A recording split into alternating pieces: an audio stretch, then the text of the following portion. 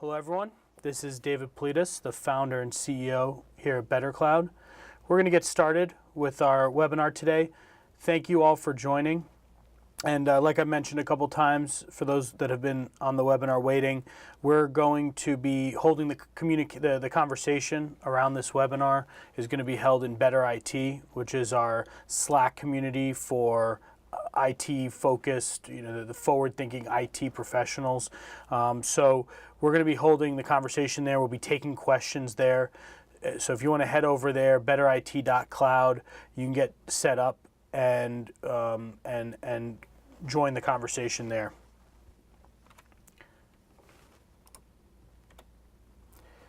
So today's webinar is the state of the SaaS-Powered Workplace. This is a research report that we've put together over the last 3 months or so.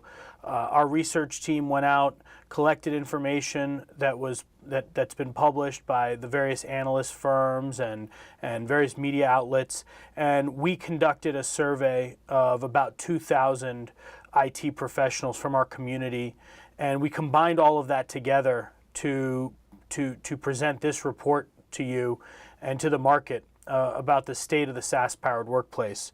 So this is the fifth report of its kind that we've put out over the years. It's something that we do annually and are very excited to share the results and the findings from our survey, as well as what we've been able to consolidate from all the information that's out there in the market. So I want to say thank you to everyone who's on this webinar, who took the survey. We wouldn't be able to get this information and get these insights without you. So why is BetterCloud the authority on this move to SaaS, this shift to SaaS? And the number one reason is our community. Our community provides us insights that we could not get from any other place. We really have this massive community of the cutting edge, the forward thinking, the early adopters who, from an IT perspective, who almost give us a crystal ball, if you will, of the future of this industry, of the future of IT's role in organizations. And so we, again, like I mentioned, we've been doing this for years. We've been putting these reports out for the last 4 or 5 years. And it always comes back to our community. We have the BetterCloud Monitor, which is a group of 100,000 people who are on a daily newsletter, IT professionals who are on a daily newsletter about IT. We have the Better IT, which is our new Slack community, just started earlier this year. There's over 1,200 people in there already communicating daily about all sorts of things. I mean, it's about BetterCloud, it's about general news, IT news, tech news. It's about various SaaS vendors specifically. It's pretty amazing, actually, the communication, the conversations that we've seen in Better IT over the last couple months since we started it. So this community, this is where we get the information, and again, I think that we as a community, and many of the people who are on this webinar helped and have taken the survey and are participating in these various initiatives. This is the forefront of IT. This really is we're telling the future here. We can see what organizations, how they're going to be structured, how employees are going to do their work every day, IT's responsibilities, their processes, the things that are changing. So this is really exciting. The demographics for this particular survey, it was a pretty big group, so 1,800 people responding, and we had the full spectrum from individual contributors up to executives in IT. This is probably the first time that we have so much executive representation in our results. We also have customers of all sizes, from very small, tens of users, to the very large. I think the largest person who took the survey is in the 50, 60,000 employee range, and everything in between. Every industry, every geography. We really, I think, have a good cross section to look at and to explore here. So I'm sure that I'm preaching to the choir, And at this point, I'd say almost anyone in a developed country that has internet access will say, we're moving to SaaS. That's happening no matter what. The question that we set out to figure out is, have we reached the tipping point, actually? Has SaaS become so mainstream, has SaaS adoption become so mainstream that we've reached that tipping point? And so that's what we set out to explore.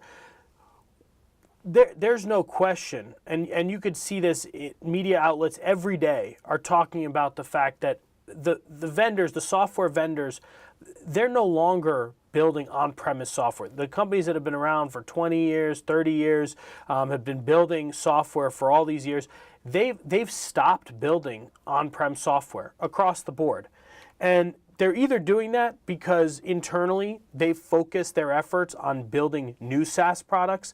Again, if you look at most of the large software vendors in the world, most of the public software vendors in the world have been around for decades. They have invested in their next generation products are all SaaS. That ranges from Microsoft to Adobe, SAP, across the board. And they're acquiring SaaS companies to get into markets much, much faster.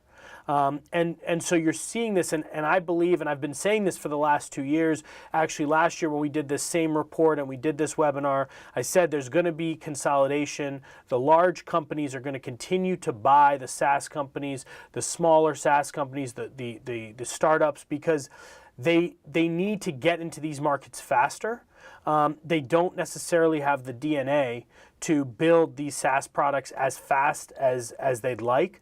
And the existing market is full of SaaS companies that have pretty good adoption with customers and IT all the way down to end users that are very dedicated to these products. So you're seeing that this is the shift, which to me signifies that we have reached that tipping point. And I really believe this is just the beginning now, and we're going to see this speed up.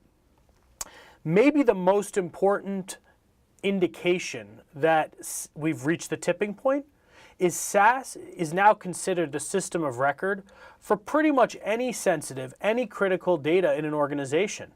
And if we go back 15 years ago and look at how people were talking about SaaS 15 years ago, it would have been crazy to think that all of the employee data in an organization would be living in the cloud. You would never think that a company would trust some of their most valuable, critical, sensitive, confidential data to a SaaS vendor. Today, it's becoming the norm. Workday, Namely, Zenefits, these are becoming the systems of record for employee information. You look at customer information. Before Salesforce, was launched, I think that the idea that customer information may be, as valuable as your employee information was going to be living in the cloud, and another vendor was going to be managing that for you, and you didn't have control over the server that it was sitting on. I think these are things that were unheard of 15 years ago. And today, that's the de facto. Why would you put your customer information on servers that are sitting in your office and risk all the data loss and risk security and risk? You trust that Salesforce or a Zendesk or someone like that is gonna secure your data, is gonna make it more accessible, and so this goes for all these systems of record, all this critical information. It's moving. It's been moving for the last 10 years, but we've reached a point where some of the largest organizations in the world, and organization, banks, finance, legal, healthcare, they are moving their systems of record to the cloud.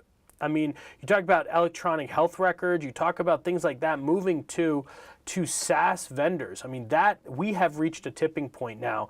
It would be very hard for a CEO to say to an IT org, don't move our data to the cloud. I don't trust it, because there's too many proof points that we've gotten over that hump. So how fast is the market actually growing? I feel like we can all agree, and most people in the market will agree, we've reached this tipping point. The question is, how fast is the market growing? Well, between 2016 and 2020, SaaS specifically, 37% of legacy software spend is going to be moving to SaaS. So you think about that's almost, I believe it's $32 billion is going to shift from being spent on legacy software to being spent on SaaS in a 4-year window. And SaaS specifically, all the cloud categories, PaaS, IaaS, SaaS, the shift is occurring across the board. But SaaS specifically is seeing that rate faster than anyone else. And if we look at specifically how much is being spent overall on SaaS, in 2018, next year, more than $50 billion is going to be spent on SaaS applications. So again, looking at the spend, we are there. We're at that tipping point. Not only are the legacy vendors only building, buying SaaS applications and delivering SaaS applications going forward, but IT and the buyers and the market is following that. And being really, to be honest, almost being forced to follow that with spend. And so we're there. Now, the next question is really what does this look like? We set out to figure out what is the SaaS adoption, what does it really look like in the trenches? So over the last 3 years, we've seen the average number of SaaS applications used in an organization increase every year pretty steadily. And this number is only going to continue. In the last 5 years, there have been 1,400 SaaS applications launched. 1,400 in 5 years. And so now you're getting to the point where there's a SaaS application for every use case, for every line of business, for everything you need to do day in, day out to run a business. There is a SaaS application for it, for every industry, for everything. And so this number, and we'll see this later on, this number is going to rise. And to me, I believe it's going to increase in terms of the speed of adoption as companies get more comfortable. Once they get over the hump, and once they are really running their mission critical applications, their systems of records in the cloud, then everything else follows. Because all the products that are integrated to those systems of records, all of that they're all SaaS. And so the speed is only going to increase. We asked a question to our community, and the question was, when will 80% of your business applications be SaaS? Now, keep in mind, this is our community, so forward thinking and cutting edge, but the numbers are astounding. I mean, we're on our way, and by 2020, 73% said that 80% of their business applications will be SaaS. And again, keep in mind, there are companies answering this question that are 100-year-old companies. There are companies that are I think we have one 120-year-old company, 100-year-old company, 80-year-old company. So we have a number of companies that have been around for a long time that are actually making this shift and forcing this shift. And for me, I would say there was 2 or 3 areas that pieces of data that were very surprising to me.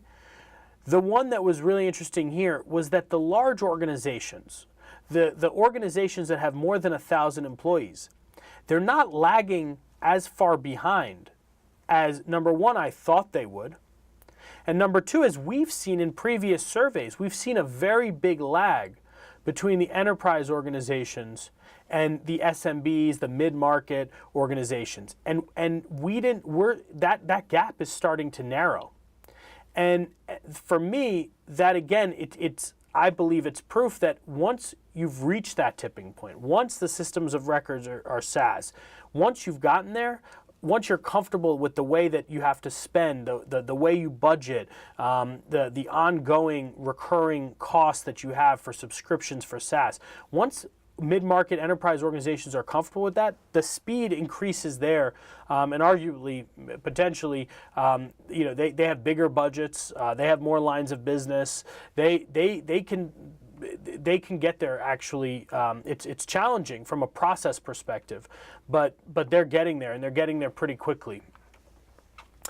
And here is one of the questions that we asked about: what is the most important criteria that you care about as an IT professional when making a purchasing decision about a SaaS application? So people were able to select the top 3 criteria. And what I found here, cost continues to be the number 1. But in my career, my entire career has been spent in the SaaS world, going back 15 years. And in the SaaS world, the cost, if we go back 10 years ago, 12 years ago, cost was the number 1 criteria, and it was by a landslide. The reason you went to a SaaS application is because it cost less. You didn't have the capital expenditure with hardware. In general, SaaS applications were not as feature rich, but they could deliver them at a much lower cost.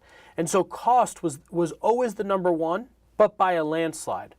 Something like integrations is now starting to move up the list to be extremely important, and something that people are paying very close attention to, buyers are paying very close attention to, because now there's an understanding that once you have applications in the cloud, when you have APIs, the ability to connect applications, the ability to have data flow seamlessly between applications, the ability to automate processes between applications is very powerful, and you can really make an impact to business processes. So you're seeing things like integrations, which in the past would have been very low on this list, moving up the list. And there's some other interesting benefits that may not be so obvious, that we're going to come to in a couple of slides, that we were very excited actually to see come out of the research. And so there's a number of benefits that are not just cost, and there's criteria that's not just cost, that is starting to become much more important. SaaS applications now, in many cases, it's not just about cost. They have more functionality than their legacy predecessors, and the opportunity to tie them together becomes very important. So what does this mean? Again, I'm sure many people here on the webinar today feel like this is they believe all of this, and they've seen this in their organizations, in their careers in the last 10 years. So the question is, what does this really mean? Well, 38% of the people who answered our question said they are running almost entirely on SaaS today. They're already running their entire organization on SaaS applications. And we call this group the SaaS-Powered Workplace.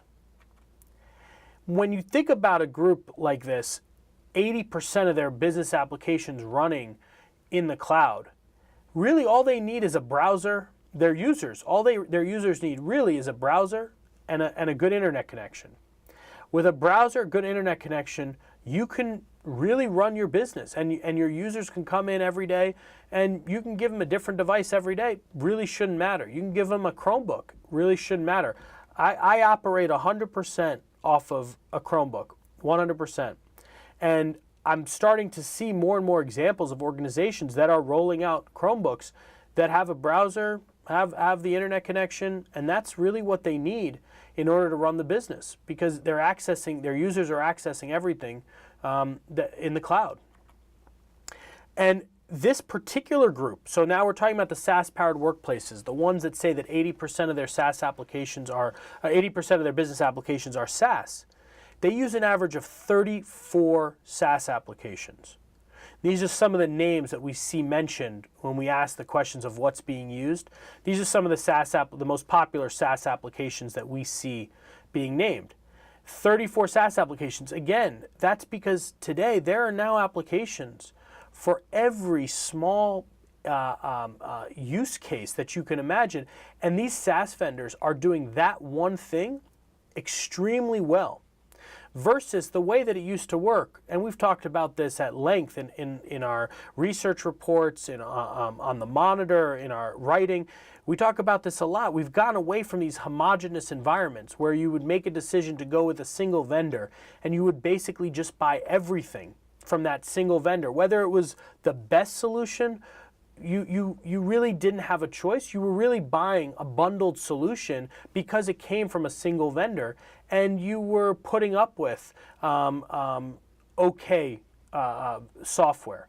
Whereas now you can go out, and most organizations, very heterogeneous environments, and the IT team, the business, the end users are going out and selecting applications that are really best in breed in their particular category.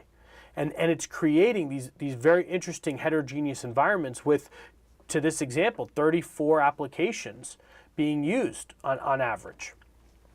And so here was another one of those data points that I was very interested by, I was not expecting, and I was excited to see, which is these SaaS-powered workplaces.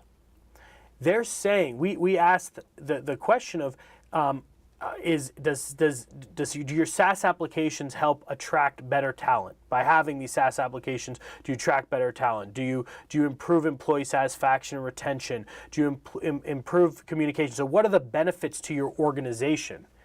And the SaaS-powered workplace is 52% more likely to say that SaaS is helping attract talent, and that SaaS is improving satisfaction, retention, and bolstering communication. This is one of the undervalued benefits of SaaS. Most users, most end users, the working population enjoys doing work with SaaS applications more than they do the legacy predecessors. If you look at the majority of the workforce, at least 50% of the workforce are going to be millennials by 2020. These are quote unquote digital natives. This is a generation that has grown up with technology, and they want to use what they've been using in their personal lives. They want to use what they were using in school. You know, there was a recent article in the New York Times about Google taking over the classroom. Well, the people coming out of the classroom, the students coming out of the classroom, whether it be, you know, from university or from high school, they're coming out and they want to use the technologies and the tools and the products that they were using in the classroom. And so, and that they're using in their personal lives and that they're using on their phones. And so you're seeing that it's actually the technology that is used in an organization makes a difference to employee satisfaction. It used to be that there was no real choice. You went and worked at this company, you used Microsoft Exchange, Outlook, Office. You went to this company, you used the same. You went to this company, you used the same. Now, these environments are starting to look different depending on where you go. And I'm seeing it, I've heard it from our customers, that people are asking in interviews, they're saying, what technology do you use? What do you use for this? What do you use for this? My last organization, I used XYZ product. I loved it. Do you use that here? And so this is one of these areas that is very, very, it's underappreciated. And I believe not necessarily by IT, not by the IT professionals, by the CIO, but by the broader organization and the other executives, where this is undervalued, that the investment made in SaaS applications, the investment made in modernizing the IT stack, that investment actually ends up paying off in ways that's not appreciated more broadly. When we've gone and asked end users directly about SaaS applications, the answer have come back that the vast majority, 86%, say that the SaaS applications help them do their job more than the desktop alternatives. This is an obvious statement. Someone wants to be able to access this software that they're using on the go, on their phone, when they're on their way to work. They want to be able to access it from any computer, any device, anytime. That makes them more successful in their roles, and so end users, IT, everyone is seeing these benefits.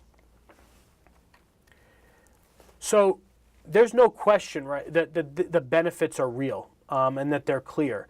Again, to this particular audience, there's no question. But it does mean new responsibilities for IT, because today SaaS is mission critical. It has gone from a fringe product in the shadows to something that is mission critical, system of record, running your business, and IT is responsible for that.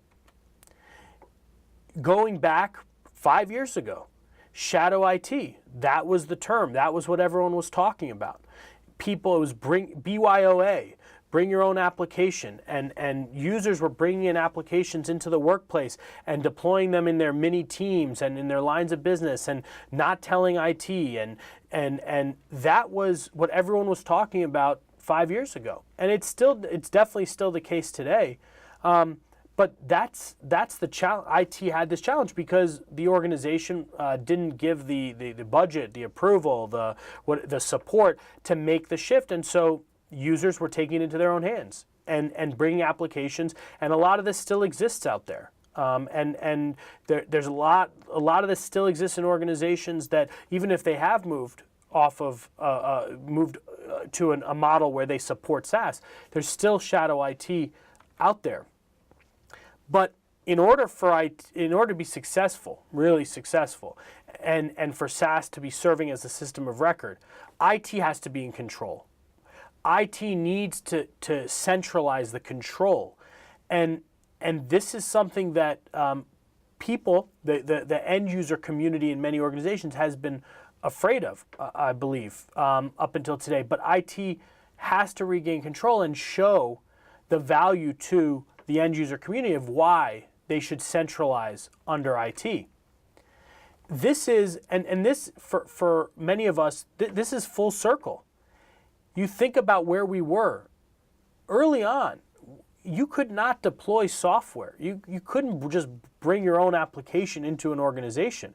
IT had to be involved. Literally, it was impossible to bring an application into an organization without IT's involvement. And that's how it was for decades.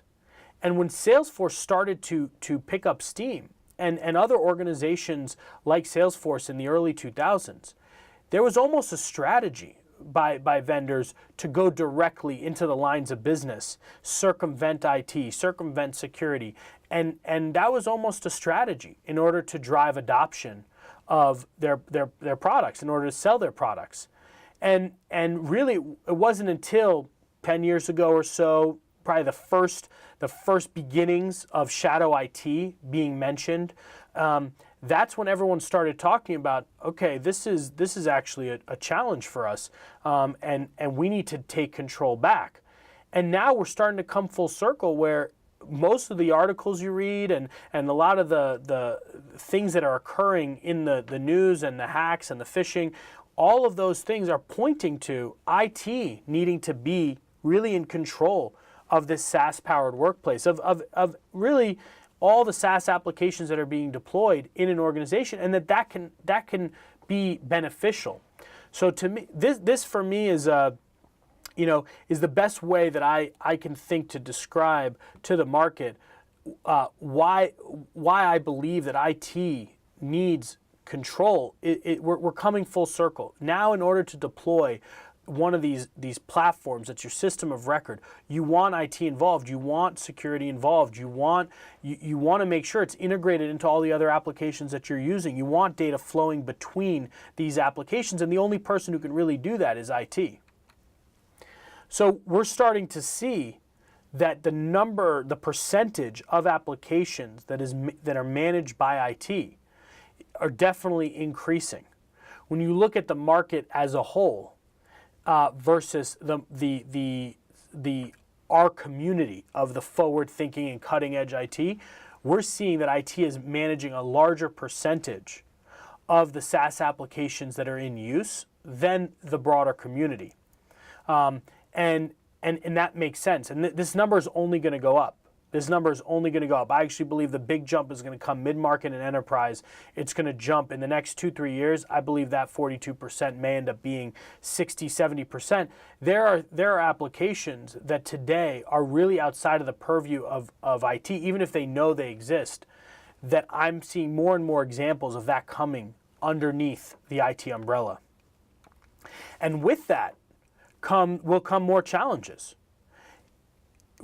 In this last survey, our community is saying, more than half are saying their jobs are becoming more difficult as their organizations are adopting more SaaS applications, and they're having at least 80% are having at least a single challenge, major challenge, when it comes to these applications. So, what are these challenges that IT is facing in the SaaS-powered workplace?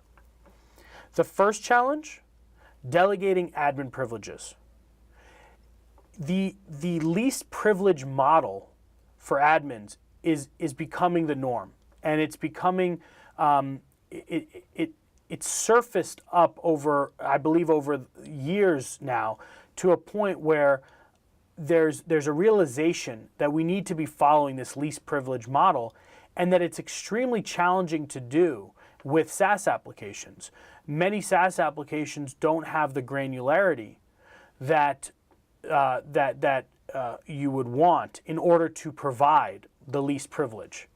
And so we're seeing that as organizations, number one, are getting bigger, and number two, are using more SaaS applications, they're having this problem, because as their IT organization grows, as their help desk grows, they need to have a way to delegate out privileges to ensure that they don't have 12 super administrators for an organization of 1,000 people, that they don't have 12 super administrators for every single one of their SaaS applications. The risk there is too high. And so this is an area that was mentioned 3.5 more times than in the SaaS-powered workplaces than the broader market. The second is understanding external access. When we talk about external access, the one area that, again, is becoming very clear as there are more and more freelancers in the market is that external users that are not full-time employees, that are added to your applications, to your orgs, to your tenants, those users are becoming an attack vector. They're becoming a data leak vector.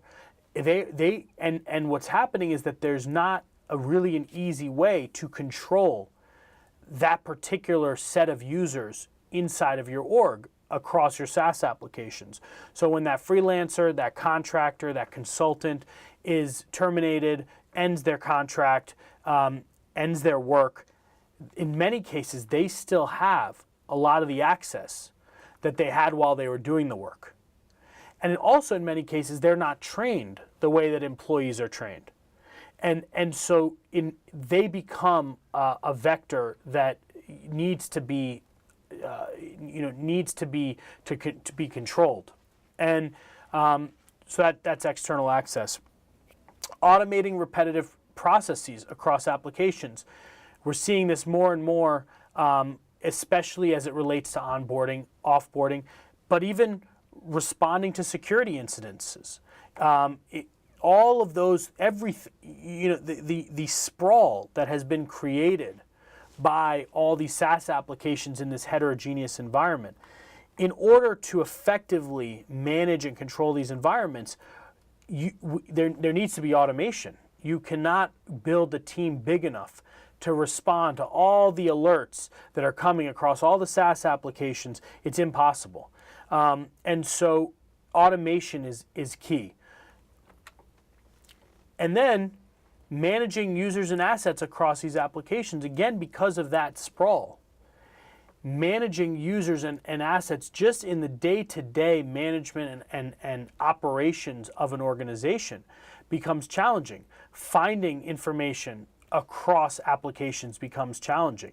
Troubleshooting across applications becomes challenging.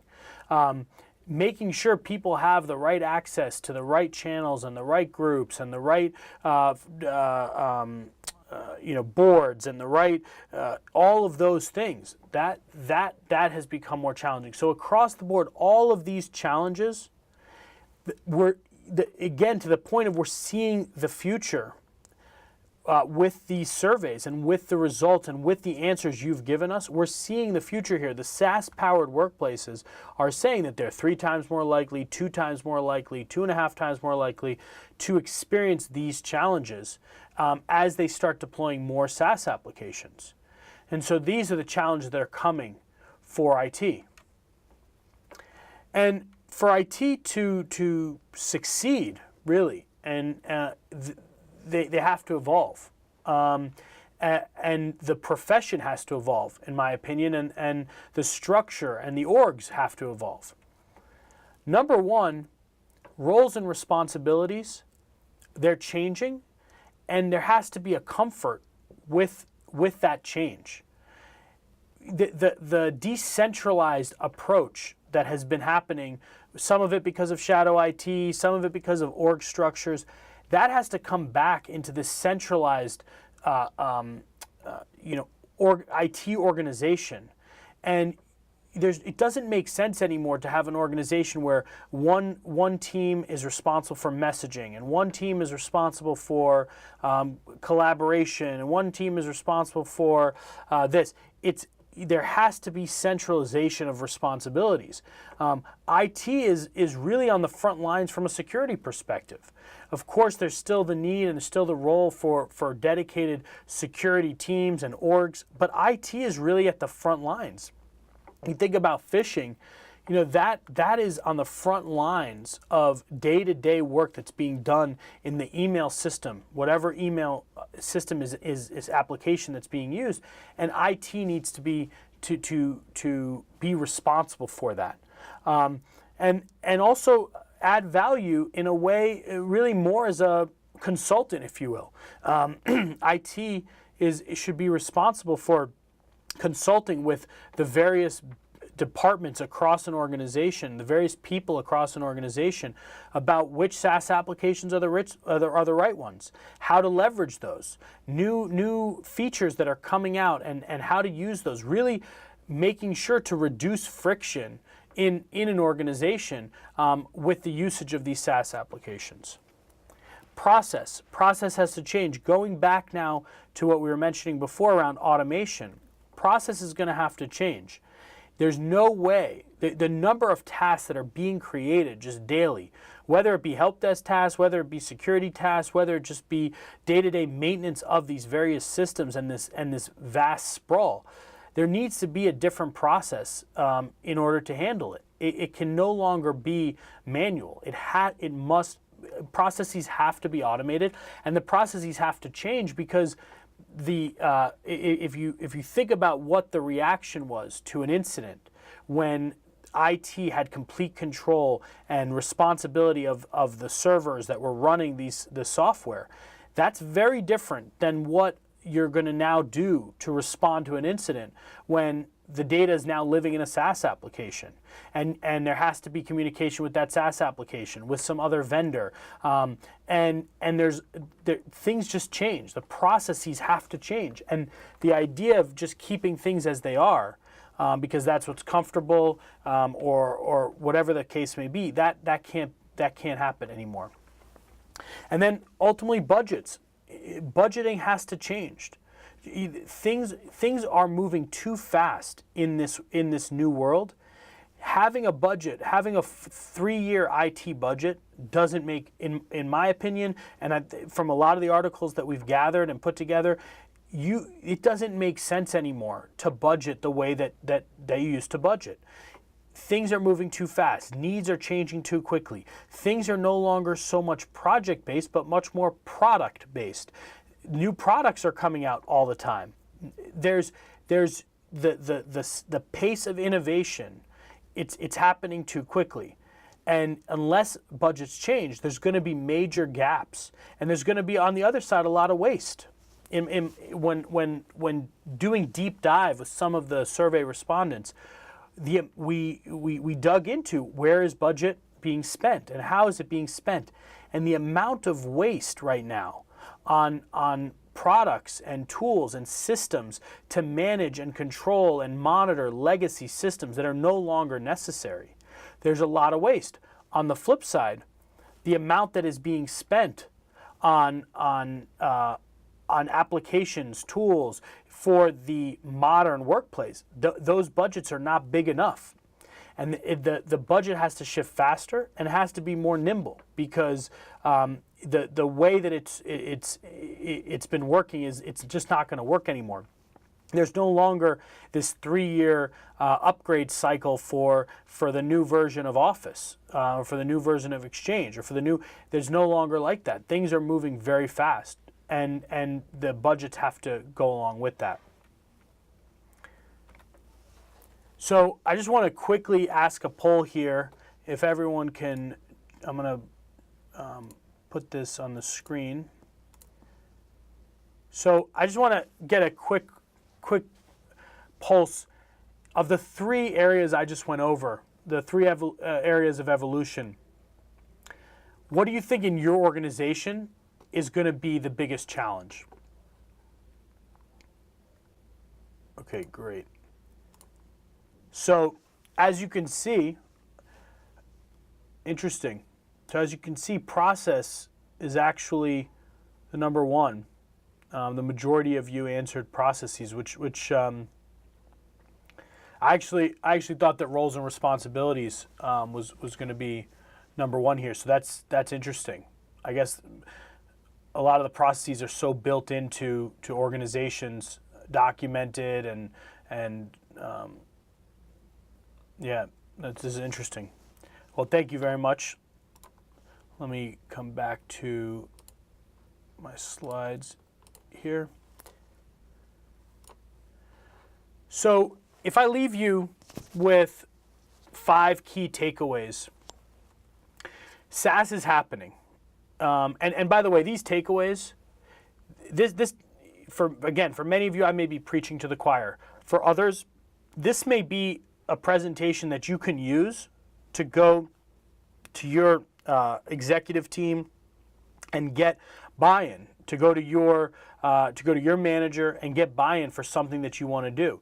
And this may be for, if you're an executive or a manager joining this and you haven't believed in SaaS, maybe feeling better about the fact that the market is going this way and it's happening, and in general the benefits are huge. So these takeaways, this is what we were hoping to achieve. Once we started putting this data together, it felt like this was really powerful.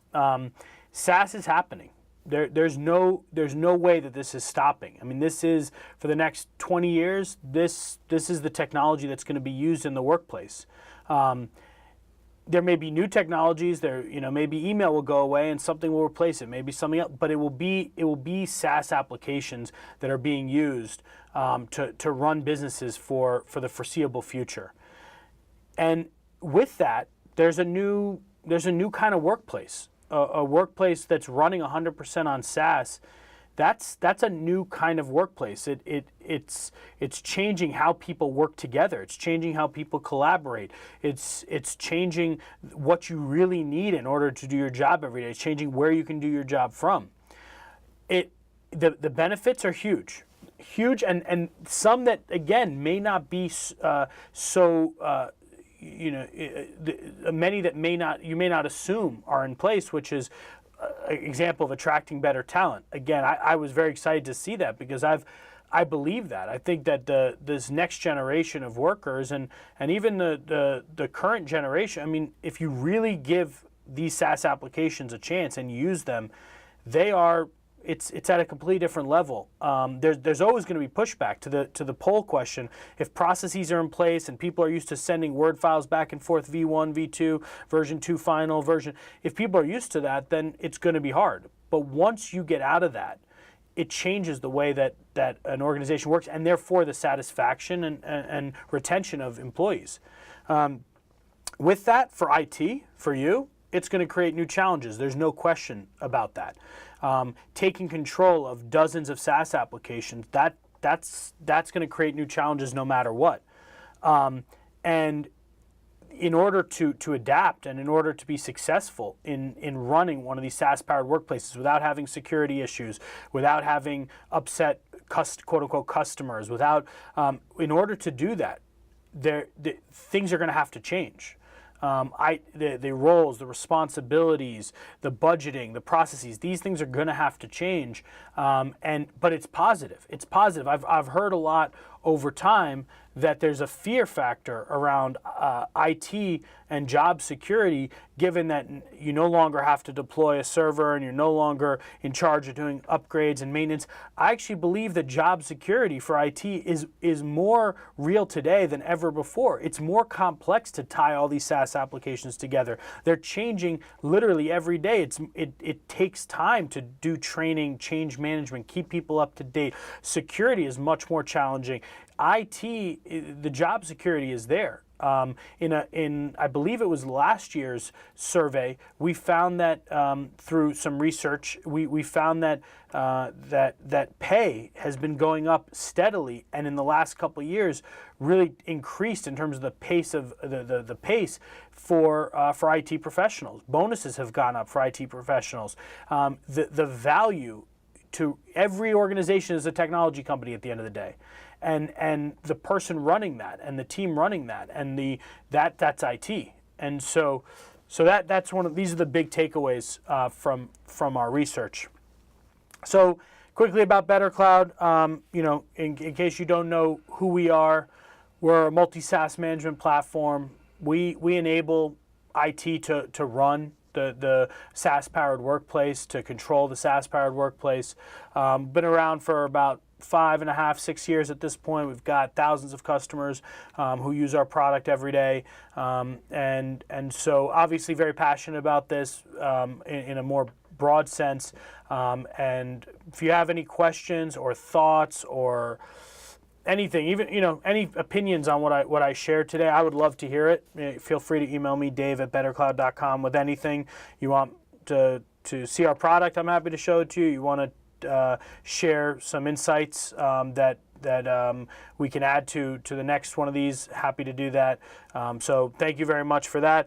And just so you know, the webinar is recorded. There are a couple of questions that came in beforehand, some emails. Will it be recorded? This has been recorded.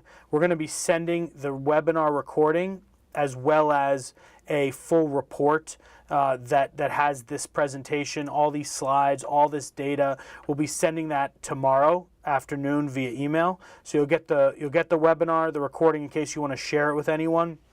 You'll get the report. What I'd love if you want to share the report, you're welcome to share it externally, internally, however you want. Add your commentary to it. We like feedback. We'd like to hear what everyone thinks. And if you've taken part in our Better IT referral contest, Scott Solomon, he's going to be in touch with you about gift cards. And if you're not in Better IT, I highly recommend you join. It's an amazing community. The conversations are amazing. I think having a bunch of like-minded IT professionals in the same place who can help each other and share good, bad, ugly, war stories, advice, vendors that they like working with, don't like working with. I think that it's a passion project of ours. It's completely free. It's something I'm very excited about, and it's taken off since we launched it. So if you haven't joined, please do that. And so with that, I'm going to take a look here to see if there are any questions to address. So one question is, knowing that SaaS is exploding, I'm curious to hear from David what data points, metrics BetterCloud is using to choose how and when to integrate third-party SaaS players into our SaaS management platform. Is it as simple as API maturity? So great question. The answer to that question is we look at three main things. The first thing we look at is how prevalent is that application, is that SaaS application in our existing customer and community base.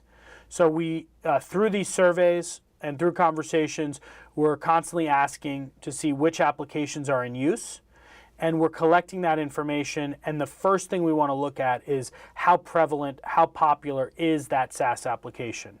And so that's the number one. The number two item that we will look at is API maturity. So we will look at how mature is the API, how long has that API been around, and the breadth, if you will, of that API. So that's really important to us. We want to be able to provide deep functionality to our customers. As everyone knows, anyone who's a BetterCloud customer knows, our product goes extremely deep versus wide. And so that depth is because of the APIs that are provided to us by vendors. So we like to see deep APIs as well as maturity. Given that this is mission critical, we want to make sure that we have stability there of what we're working with. And the third thing that we look for is the product something that IT is most likely responsible for managing? Our customers are IT through and through. And so we want to make sure that the applications that we're integrating with are applications that IT is responsible for. So for example, something like a marketing automation product, we have not found that IT is really involved, managing, controlling, responsible for almost anything around marketing automation. So that's not a category that we are investing in and that we're focusing on. But those are the three that we look at, so that's the three that we look at.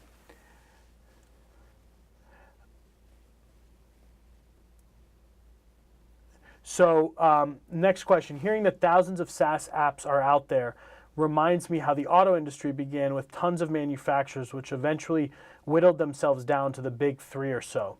While SaaS apps tend to be very specialized, does David see any consolidation occurring in the marketplace, CRM merging with an accounting SaaS into a single SaaS app? So that's a great question. What we're definitely seeing is we're seeing that the large vendors, one of the early slides we showed was some headlines of the large vendors that are doing acquisitions, Microsoft, Google, Salesforce, Amazon, that are doing acquisitions in the SaaS space. And for me, I definitely agree. There's going to be this explosion. I think I wrote an article for TechCrunch, I believe, a couple of years ago about my predictions for the upcoming year. And one of the things I've been saying is consolidation is going to have to happen. This was necessary. This proliferation was necessary. But when we do our analysis, back to the previous question of which SaaS applications are actually being used by our customers, we see that in a category that may have 10 players, we see that the top 3 players usually account for somewhere between 70 and 85% of the usage, at least in our customer base, and that's pretty vast. Our community, hundreds of thousands and thousands, tens of thousands of people, and so my answer there is absolutely. The consolidation is going to happen. There's going to be a lot of people who can't get to the critical mass that they need to get to, and then there's going to be the top vendors in each of the categories, which ultimately I believe are going to end up either rolled up into a new org, coming together into something, or going into and becoming part of a suite from one of the big players. So I believe that's going to take another 5 to 6 years or so to happen really in mass. And in the meantime, we're still going to have thousands and thousands of applications starting up.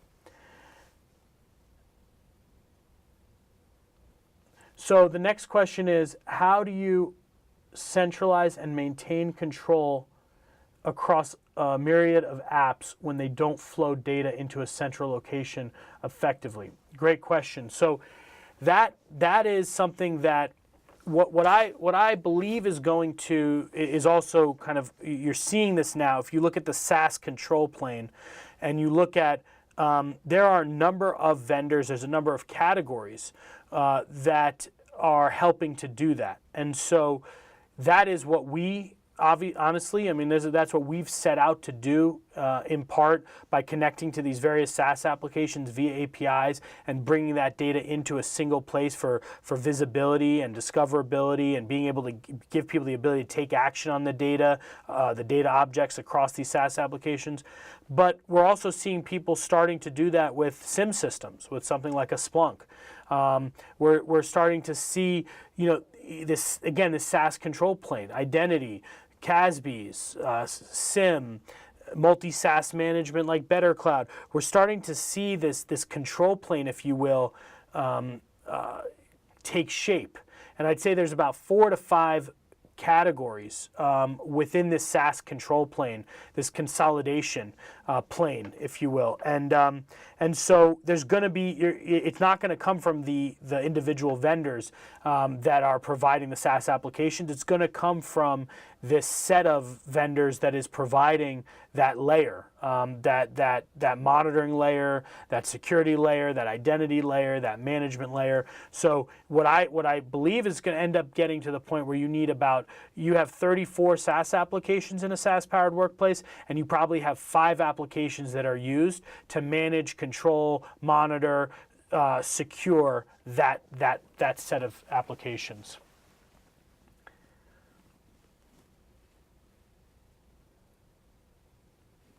How do you see technology teams' role in governance and security changing when many orgs are moving away from hierarchy and silos?